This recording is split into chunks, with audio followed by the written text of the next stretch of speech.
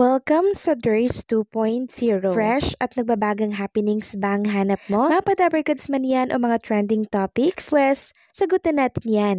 Kaya naman isubscribe nyo na ang ating channel para sa mga nagbabagang balita everyday. So ayun, welcome back again sa ating YouTube channel mga kadabarkads. And for today's video, ang pag-uusapan natin ay tungkol sa mga importanteng kaganapan sa loob at sa labas ng Itbulaga. So, paalala po ng Itbulaga, ngayong araw ng Sabado, be happy, be healthy, and always Itbulaga. And dahil nga dyan, merong mga nagbabalik dito po sa Itbulaga, yun talagang tumatak sa Itbulaga. Una na po dyan ang sex bomb dancer. Tatlo lang sila mga kadabarkads. Meron silang production number kanina. So, si Sandy, si Jopay, and si Cheche po. Sinayaw nila yung mga dance na tumatak po sa mga dabarkads natin like spaghetting pababa na talaga naman pong nagustuhan ng mga studio at televiewers natin dahil maging sila ay sumasabay sa pag-indak ng sex bomb dancer. Nagbalik din syempre ang Power X people and maging sila ay nagpakitang gilas dito po sa entablado. Nakakamiss mga kadabarkads na balikan, di ba?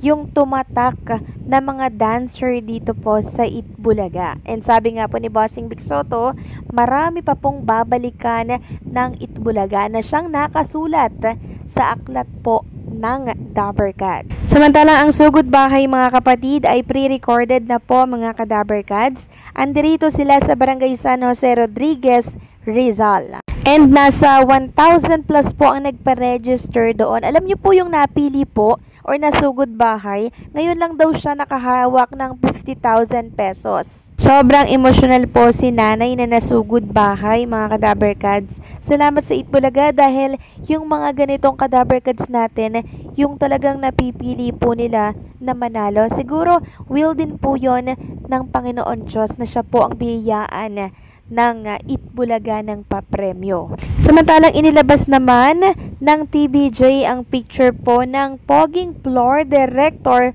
more than 20 years ago. Walang iba kundi po itong picture ni Jose Manalo. So siya po yung naghahawak ng cake para i-blow ni Boss Joey De Leon. Sabi nga dito, more than 20 years ago nagkaroon tayo ng poging floor director. Kilala nyo ba kung sino siya? Siyempre, si Jose Manalo na ngayon ay host na ng Itbulaga. Kasi may potential po si Jose Manalo kaya napansin po siya ng TVJ. And bukod dyan, meron pong inilabas ang TV5. Ito yung mga Dabarkads baby. So hulaan nyo nga po mga kadabarkads yung picture na nasa screen po ninyo. Sabi nga dito, kung natuwa kayo sa AA Dabarkads babies, overload din sa cuteness ang real-life baby photos ng mga legit Dabarkads. Kaya mo bang sumakses sa guessing game kung sinong Dabarkads ang nasa baby picture? Below, makikula na at itis kung makaka-perfect score ka ba. So, hulaan nyo nga mga kadabarkads kasi hindi ko alam kung sino yung number 8. So, i-correct nyo na lang ako kung mali ako mga kadabarkads. Number 1 si Bossing Vic Soto. Number 2 si Miles. Number 3 si Karen. 4 si Boss Joey. 5 si Maine Mendoza. 6 Paulo Ballesteros. 7 si Raisa May. 8 sino to? Si Ma'am Connie Reyes ba to o si Ma'am Pole? So naguguluhan ako kung nasaan dito si Tito Soto. Kasi merong nagsasabi na number 1 daw si Tito Soto. So asaan si Bossing Vic Soto? Ito yung ilan sa mga hula nila mga kadabarkads. So maging sila nalilito rin. Kayo ba? Sinong hula nyo dyan? Tingnan nga natin. Isulat nyo dyan sa comment section, okay? Samantalang, isang creative director and current overall production head ng TVJ Production, meron pong inilabas. Meron pong inilabas for Maine Mendoza. Only followers lamang po ang nakakita ng mga post niya dito po sa Instagram. So, sabi niya po dito sa kanyang post, kasama niya si Maine Mendoza, I took a chance 10 years ago. So talagang love na love po ng mga creative team si Maine Mendoza, maging ng buong Itbulaga staff. And speaking of Maine Mendoza mga kadabarkads, meron tayong nasaga po na balita na di umano si Maine daw at Miles inisnab daw ni Maine Mendoza si Miles Ocampo. Yan po ang ayon sa write-ups ng Abante. Sabi dito, awayan ni na Maine Miles muntik mabuking. Muntik nang ibisto ng isa sa winner sa segment na Sugod Bahay Mga Kapatid ng Itbulaga ang pinag-uusapang awayan di umano ni Maine Mendoza at Miles Ocampo nitong Biyernes ng tanghali.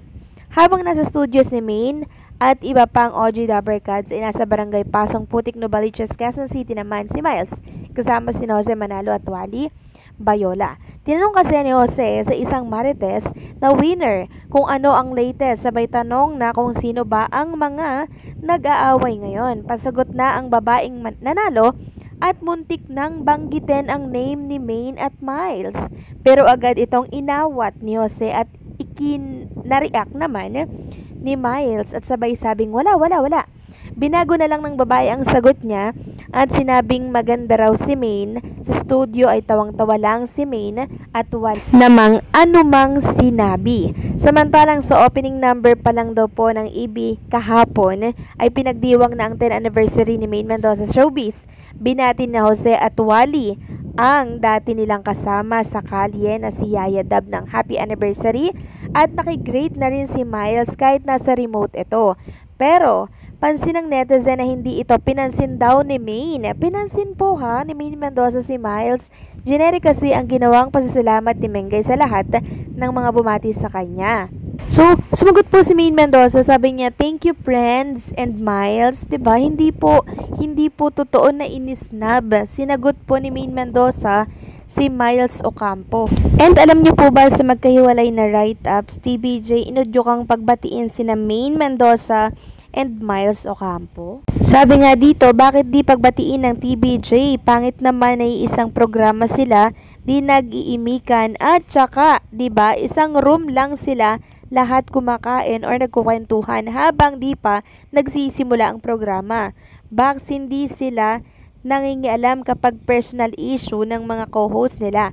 Pero ang maganda sa Dabbercats, wala silang parinigan at hindi nila inuungkat on air. Sabi pa dito, iba na ang headship ng EB. It's under TBJ and Jene Perena. If this were under Tony Tobiera and Maluchua Pagarpa, sana, this rip could be na settled sooner. EB is on their bias era na ngayon. So sana nga po mga Dabbercats mamagitan na po ang TBJ para mas mapabilis yung pag-aayos ni Maine Mendoza and syempre ni Miles Ocampo. Bagong studio ng mga Dabbercats natin ipinakita po ng TV5. So ito po ay yung pinapagawa ni Willie Revillame na bagong studio ng kanyang bagong programa. Sabi nga dito ng News 5, tuloy ang saya. Ininspeksyon ni Willie Revillame ang construction ng bagong studio sa TV5 Media Center sa Mandaluyong City. Ang bagong studio ang magiging tahanan ng bago niyang programa sa Kapatid Network. So mas malawak na po mga Dabbercats yung pupuntahan ng mga kapatid na manunood po ng programa ni Mr. Willie Revillame. So, anong sa inyo dito mga Dabbercats? Please comment down below.